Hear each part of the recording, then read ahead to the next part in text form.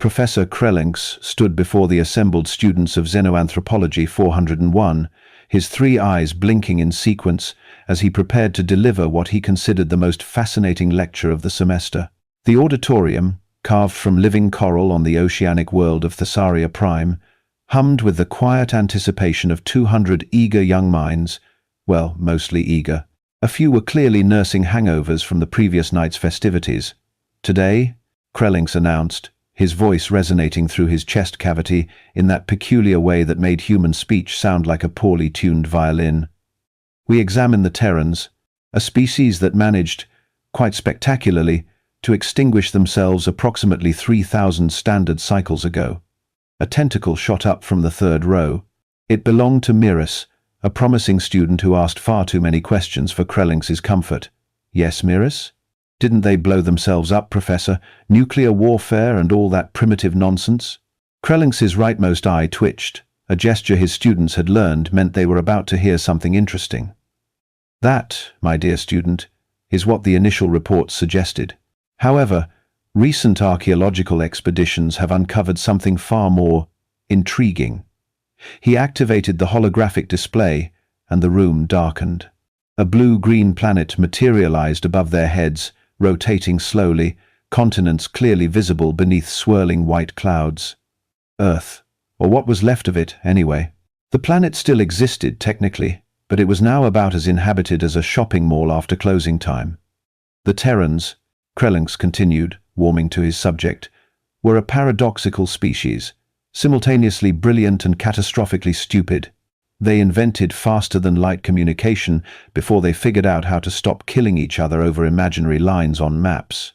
They sent probes to other star systems while half their population still believed their planet was flat. Remarkable, really. A ripple of laughter echoed through the chamber. Krell'nx allowed himself a small smile, or what passed for one when you had a mouth like a lamprey's. But here's where it gets interesting. He gestured, and the hologram shifted, zooming in on a particular region of the planet. This is what they called Europe. 6 months ago, a salvage crew was excavating what appeared to be an educational facility, a university, in their terminology, and they found something extraordinary. The image changed again, showing the interior of a ruined building, stone walls, partially collapsed, rows of seats facing a podium, and on one wall, somehow preserved through millennia, a series of photographs behind cracked glass. Krell'nx zoomed in on one particular image. This photograph was taken approximately 300 cycles before the Terran extinction. It shows a gathering of young humans who had completed their educational requirements, what they called a graduation ceremony. The photograph was remarkably clear, considering its age. Dozens of humans in strange black robes and flat square hats, all grinning at the camera with those peculiar mouth movements humans called smiling. Their teeth were showing, which in most civilized species would be considered a threat display, but humans apparently did this when they were happy. Who could understand them? Now, pay attention to this individual here. Krell'nx highlighted one human near the center of the group. A female, judging by the longer head fur and facial structure. She was shorter than those around her, with dark skin and what looked like barely controlled chaos in her expression. Her eyes seemed to be looking directly at the camera, with an intensity that made several students uncomfortable, even across the gulf of 3,000 years. This, Krell'nx said, is where things become problematic. He pulled up another image. This one was different, older, taken from what appeared to be a military database. The same woman, but now wearing some kind of uniform. Medals decorated her chest. Her expression was harder, more focused, and absolutely terrifying in that particular way that humans had perfected. This is Captain Diana Okonkwo. According to the records we've managed to decrypt, she was a pilot in something called the Terran Defense Initiative. A very good pilot, apparently. Survived 14 major engagements, shot down 47 enemy aircraft, and once landed a crippled spacecraft using nothing but attitude thrusters and what humans delightfully referred to as sheer audacity. Miris raised her tentacle again. Professor, I'm confused. Why is this significant? Patience, young one. I'm getting there. Krell'nx switched to a third image. This one made several students gasp. It was a statue, massive, carved from some kind of dark stone that had weathered remarkably well. The figure depicted was clearly the same woman, but now she stood in a heroic pose, one arm raised, pointing toward the sky. The inscription at the base was in that blocky Terran script that still gave translators headaches. This monument, Krell'nx explained, was found in what used to be their capital city. The inscription translates roughly to, "In memory of she who saved us all," erected in honor of Admiral Diana Okonkwo, who gave everything so that humanity might live. The room had gone very quiet now. Even the hungover students were paying attention. Now, here's where my colleagues and I began to argue. Loudly, with considerable amounts of Thessarian wine involved. Krell'nx pulled up a timeline, events marked in glowing script. According to every record we have, the Terran extinction occurred over a period of approximately 40 standard cycles. A slow decline, environmental collapse, resource wars, the usual spiral of self-destruction that afflicts aggressive species who achieve technology before wisdom. He paused for effect, letting the tension build. But Admiral Okonkwo died 215 cycles before the extinction began. So the question becomes, what exactly did she save humanity from? And if she was so successful, why did they all die anyway? A student named Thresh PK, who rarely spoke up, made a chittering sound that served as his species' version of clearing a throat. Could the monument be metaphorical, Professor? Perhaps she was simply a war hero, and they exaggerated her importance. An excellent hypothesis, Thresh Peak. I thought the same thing. Until we found this.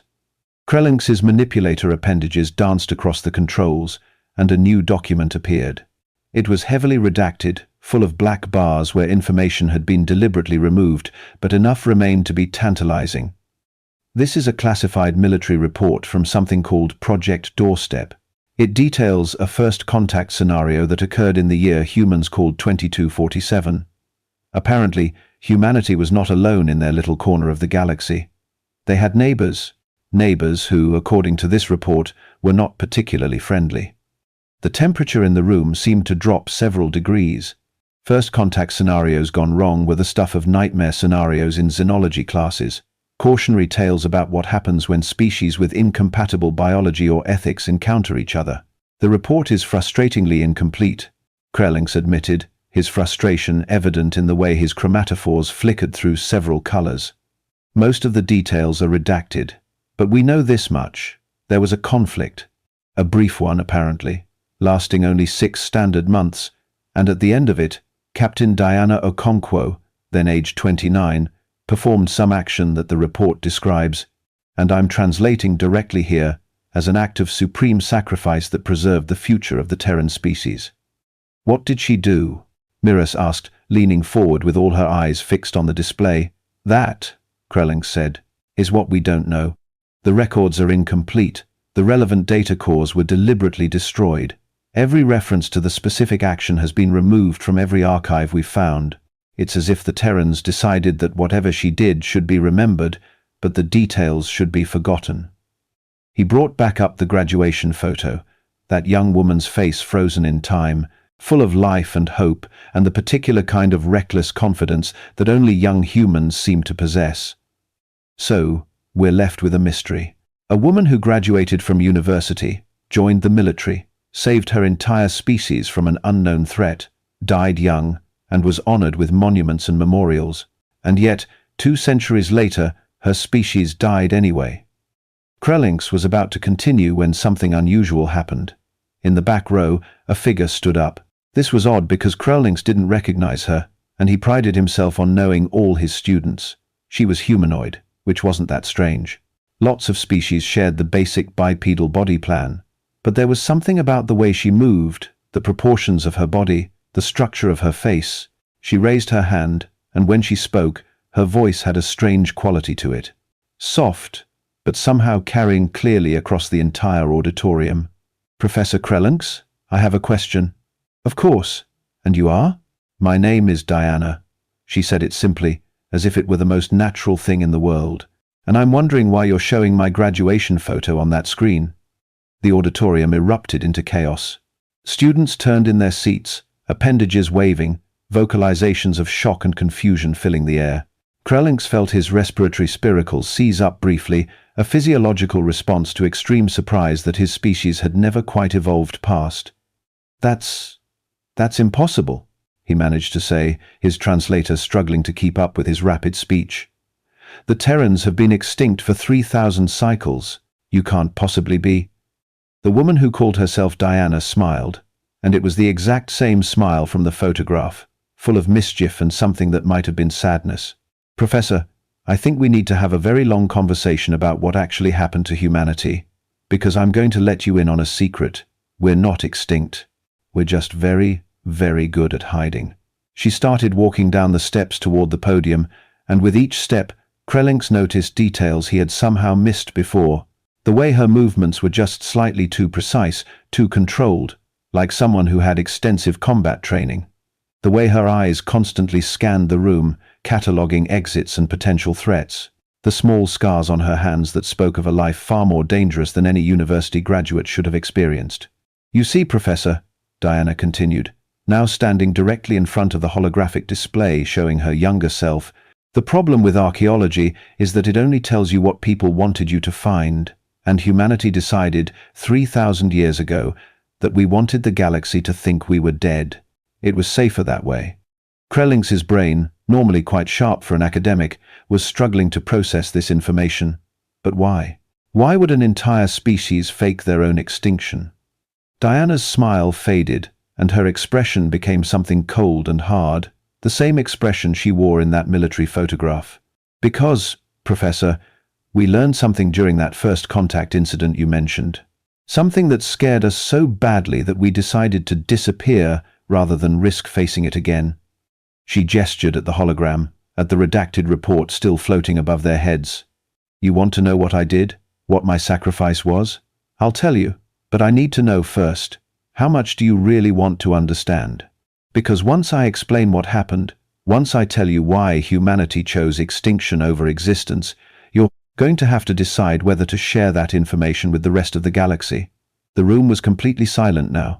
200 students and one professor, all staring at a woman who shouldn't exist, waiting for an answer that might change everything they thought they knew about the universe. Krell'nx, despite every instinct screaming at him to call security, to dismiss this as an elaborate hoax, found himself saying the only thing he could: "I want to know. We all want to know." Diana nodded slowly, as if she had expected this answer but hoped for a different one. "All right then. But we're going to need more than one lecture period for this. And Professor, you might want to sit down. This is going to be a lot to take in." She turned to face the assembled students, and for a moment, Krell'nx saw exactly what she must have been like 3,000 years ago, standing on the bridge of a warship, making decisions that would determine the fate of worlds. "Let me tell you," Diana said, her voice carrying that same quiet intensity, "about the day humanity learned we weren't the scariest thing in the galaxy, and about what we did to make sure we would be ready if that particular nightmare ever came back." Diana walked to the center of the auditorium, her movements fluid and purposeful. She touched the holographic controls with a familiarity that suggested she had used similar technology before, despite it being supposedly thousands of years more advanced than anything the Terrans should have known. "First things first," she said, pulling up a star chart that replaced the images of her younger self. "Everything you think you know about the Terran extinction? It's a carefully constructed lie, and I should know, because I helped build it." Krell'nx managed to lower himself into his seat, his academic curiosity warring with a growing sense that he had stumbled into something far bigger than a simple historical mystery. "You're claiming that humanity staged its own death. All of it. The environmental collapse, the wars, everything?" "Oh, those parts were real enough," Diana said, her finger tracing a path through the star systems on the display. "We were absolutely destroying ourselves. Earth was dying, our population was at each other's throats, and we had maybe a century left before we went extinct for real. We were doing a bang-up job of it without any outside help." She paused, her expression darkening. "And then they showed up." She manipulated the display, and a new image appeared. It looked like a ship, but the geometry was wrong. Angles that hurt to look at directly, surfaces that seemed to fold in on themselves in ways that violated several laws of physics. The students shifted uncomfortably in their seats. "We called them the Hollow Ones," Diana said quietly. Not because they had a hollow interior or anything poetic like that, but because when our telepaths tried to sense them, there was nothing there. No thoughts, no emotions, no presence. Just emptiness, wearing a biological suit. Miras made a strangled sound. Telepaths? Terrans were telepathic? Diana glanced at her with something that might have been amusement. About 2% of the population, yeah. Weak abilities mostly. Enough to get vague impressions, sense strong emotions, that kind of thing. Nowhere near the capabilities of species like the Vexthari or the Mindweavers, but enough to notice when something that looked alive was actually just piloting meat like a vehicle. She zoomed in on the ship, revealing details that made Krell'nx's skin crawl. Organic components merged with mechanical ones in ways that suggested the distinction between the two was meaningless to whoever built it. They made first contact near Jupiter's orbit. Very polite, very proper. Said they were explorers from beyond the galactic rim, interested in studying younger civilizations. Asked permission to establish a research outpost on one of Jupiter's moons. And you said, yes? Threshpick asked, his voice barely above a whisper. Of course we said yes, Diana replied, her tone carrying a bitter edge. We were so excited to not be alone in the universe. We had all these dreams about joining some grand galactic community, sharing knowledge, exploring the stars together. We were naive and stupid, and so desperate to believe we mattered. She pulled up another image, this one showing what looked like a scientific facility. Gleaming buildings on a barren moon, surrounded by domes and communication arrays. For 3 months, everything was fine. They were model guests. Shared some basic technologies, nothing too advanced. Taught us better fusion reactor designs, more efficient power storage, improvements to our medical systems. Little things that made us think we had found friends. The way she said friends made it clear that the story was about to take a very dark turn. Then one of our research ships, the Copernicus, went silent near Saturn. Standard patrol, routine mission, experienced crew. Just vanished. We sent another ship to investigate. Diana's hands clenched briefly before she forced them to relax. They found the Copernicus drifting in Saturn's rings. Life support still functional. No signs of damage. But the crew was gone. All 73 people, just gone. She switched to what looked like security footage, grainy and distorted.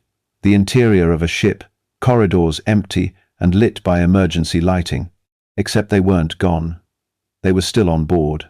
The search team found them in the cargo bay, arranged in neat rows. Her voice became flat, emotionless, the way people sound when they're describing something too horrible to feel. They were still alive, technically, hearts beating, lungs breathing. But their minds were gone, scooped out like someone had taken an ice cream scoop to their consciousness and left just enough brain function to keep the body running. The auditorium was deathly quiet. Even the environmental systems seemed to have stopped humming. We confronted the hollow ones, Diana continued, demanded to know if they were responsible. They admitted it immediately. No guilt, no shame, just clinical interest. They explained that they were conducting research into consciousness transference. They wanted to understand how organic minds worked so they could improve their own vessel management systems. They said they had permission to conduct research, and we hadn't specified what kind of research was off limits. Krell'nx felt his digestive system clench. That's monstrous logic. That's lawyer logic, Diana corrected with a humorless smile. They had found a loophole in first contact protocols and driven an entire species through it. We told them to leave immediately. They refused, said their research wasn't complete, and they had every right to continue under the terms of the initial agreement. According to interstellar law, as they understood it, we had no grounds to revoke their research privileges. She pulled up what looked like a battle schematic. Ships arranged in formations, trajectory lines crisscrossing the display. So we went to war, not because we wanted to, but because we had no choice, and we lost, badly. The hollow ones had technology that was centuries ahead of ours. Our best weapons barely scratched their shields. Their weapons could disassemble our ships at the molecular level. In 3 weeks of fighting, we lost 40% of our military fleet and gained absolutely nothing. Diana's finger stabbed at the display, and a specific date highlighted in red. This is when I graduated from university, right in the middle of the war. I had a degree in aerospace engineering and a minor in xenobiology. which suddenly made me very valuable. The military recruited everyone with relevant skills. Within a month, I was a lieutenant working on Project Doorstep. What was Project Doorstep? Krell'nx asked, leaning forward despite himself. A way out, Diana said, simply. We knew we couldn't win militarily. The Hollow Ones were too advanced, too powerful, too willing to view us as nothing more than interesting lab rats, so we needed a different approach. If we couldn't beat them with technology, we would beat them with the one thing humans have always been terrifyingly good at: lying. She manipulated the controls, and a complex diagram appeared, showing what looked like dimensional mathematics that made Krell'nx's head hurt. We created a fake doomsday scenario. Made it look like humanity was about to accidentally trigger a cascade reaction that would collapse local spacetime and create a micro-black hole. We leaked the information, made sure the Hollow Ones intercepted it, and then we ran like hell. They believed you? Miras asked incredulously. Why wouldn't they? Diana shrugged. We were primitive, desperate, and had already demonstrated a remarkable talent for self-destruction. The idea that we might accidentally blow ourselves up while trying to build a superweapon was entirely consistent with their observations of human behavior. So they left, withdrew to a safe distance to watch us destroy ourselves from afar. She paused, and her expression became haunted. But we knew they would come back. Once they realized it was a bluff, once they figured out we had tricked them, they would return. And next time, they wouldn't bother with research stations and polite requests. They would just take what they wanted. So you actually did destroy yourselves, Threshbeck said slowly. Or at least, made it look like you did. We had a choice, Diana said, her voice quiet but intense. We could stay visible, stay vulnerable, and wait for the Hollow Ones to come back with friends, because we intercepted some of their communications before they left. They were filing reports about this fascinating primitive species that would make excellent test subjects. They were already planning to return with a proper research fleet. She looked around the room, meeting the eyes of every student. Or we could disappear, scatter, hide in the darkness between the stars and make absolutely certain that nobody ever found us again. Krell'nx's mind was racing. The slow decline, the environmental collapse, the wars, all of it was staged? Not staged. Accelerated. Diana pulled up images of Earth, showing its transformation over centuries: dying forests, rising oceans, abandoned cities. We were already on that path. We just gave it a push, made it look inevitable, natural, tragic but not suspicious. We spent 200 years carefully dismantling our civilization in full view of anyone who cared to watch. We turned Earth into a monument to failure, a warning to other species about the dangers of unchecked aggression and environmental destruction. She smiled, but there was no humor in it, and while everyone was watching Earth die, we were quietly moving our population off-world. Hidden colonies in asteroid belts, underground cities on inhospitable moons, generation ships disguised as debris fields. We built an entire civilization in the shadows, right under the nose of every species in the galaxy, including yours. The implications were staggering. Krell'nx felt like his understanding of galactic history was crumbling. But why continue the deception? The Hollow Ones have been gone for thousands of years. There's been no sign of them. That's because we've been hunting them, Diana said, and her voice carried an edge that made several students flinch. That was my sacrifice, Professor. The thing that earned me that statue and all those monuments.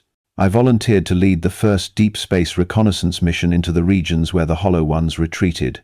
I spent 30 years out there in the dark, tracking them, learning about them, and confirming our worst fears.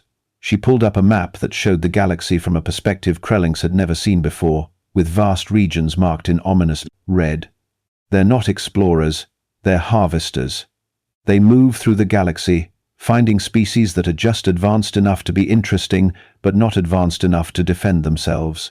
They study consciousness like we study insects, and when they're done, they move on, leaving empty shells behind. Diana's finger traced a path through the red zones.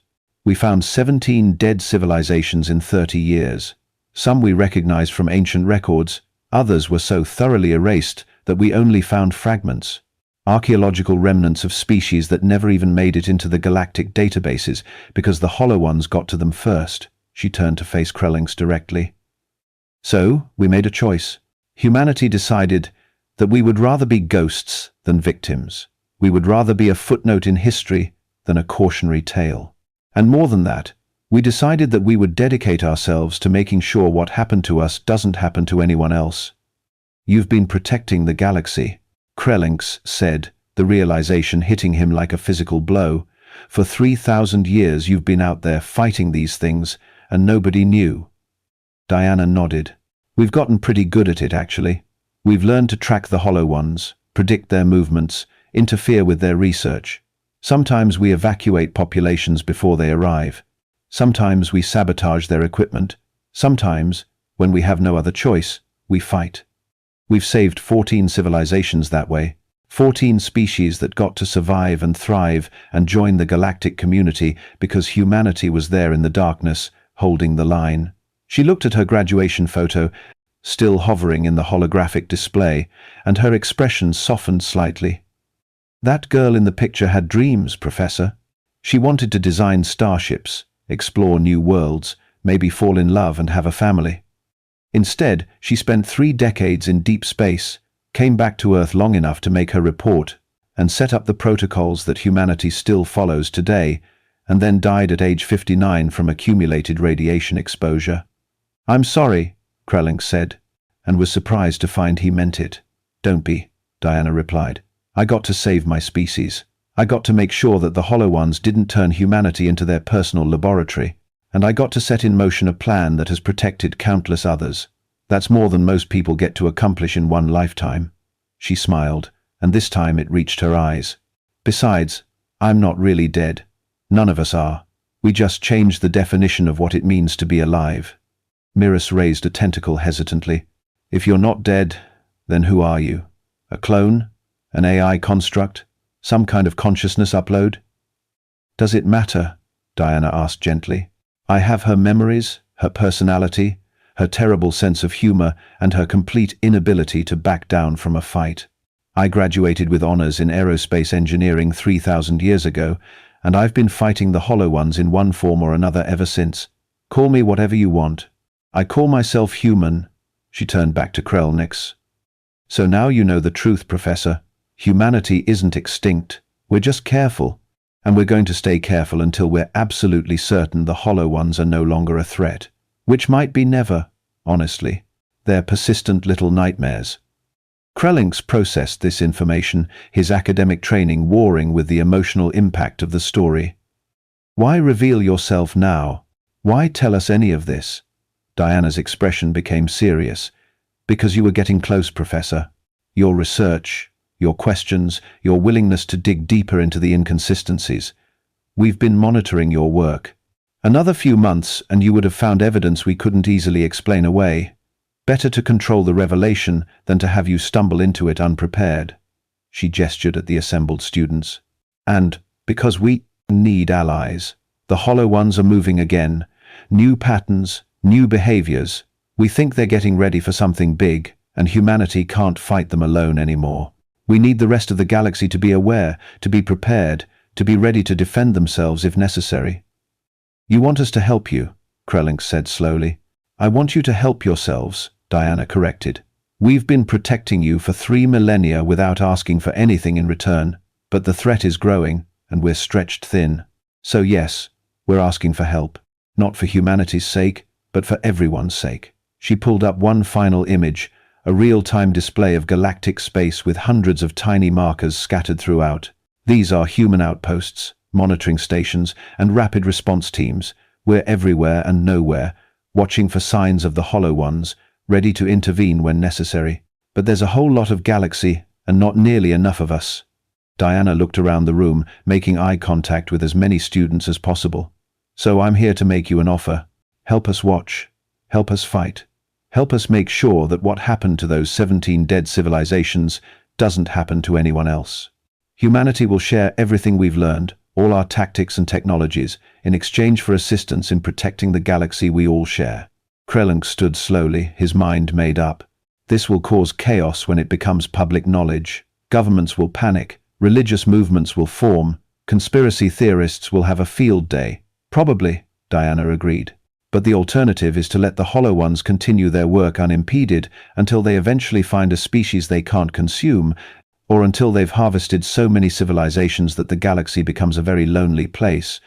She extended her hand in that peculiar human gesture of agreement. So, what do you say, Professor? Want to help rewrite the history books? Krell'nx looked at her hand, then at his students, then back at the woman who shouldn't exist. He thought about all the certainties he had held, all the accepted truths about the Terran extinction, and how spectacularly wrong they had all been. Then he reached out with his primary manipulator appendage and clasped her hand. I have so many questions, Diana laughed, and it was the same laugh that the young woman in the graduation photo must have had, full of life and mischief. Good. That's exactly the right attitude. Because we have a lot to teach you, and not much time to do it. The hollow ones are patient, but they're not infinitely patient, and the next few years are going to be very interesting. She released his appendage and turned to address the entire class. Any of you who want to learn more, who want to be part of something bigger than academic research, meet me in this auditorium tomorrow at the same time. I'll answer every question you have, show you evidence that will make your dissertations obsolete, and possibly recruit you into the most important fight in galactic history. Her grin was absolutely terrifying. Fair warning, though, once you know the truth, you can't unknow it.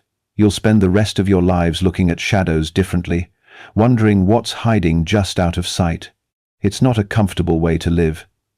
Miras was the first to speak. Will you tell us how humanity survived? The technical details, the logistics of hiding an entire species? Everything, Diana promised. The good, the bad, and the absolutely horrifying mistakes we made along the way. We've had 3,000 years to learn from our errors. It's time to make sure nobody else has to learn the hard way. As the students filed out, buzzing with excitement and fear and 1,000 questions, Krell'nx remained behind. Diana was shutting down the holographic display, her movements efficient and practiced. That girl in the photo, he said quietly. Did she ever regret her choice? Diana paused, considering the imagined question. Every single day, she admitted. But regret doesn't mean she was wrong. Sometimes the right choice is also the hardest choice. That's what being human means. Making the impossible decision so that others don't have to. She smiled at him one last time before heading for the exit. See you tomorrow, Professor. And maybe bring some of that Thessarian wine you mentioned. Something tells me we're all going to need it. As she left, Krell'nx stared at the now dark space where the holographic display had been, where a young woman's graduation photo had started this entire impossible revelation. Somewhere out in the darkness between the stars, humanity was fighting a war nobody knew about, protecting species that didn't know they needed protection, and maintaining a deception that had lasted longer than most civilizations. And tomorrow, he was going to help them do it. He allowed himself a small smile. For an extinct species, the Terrans were remarkably good at being alive.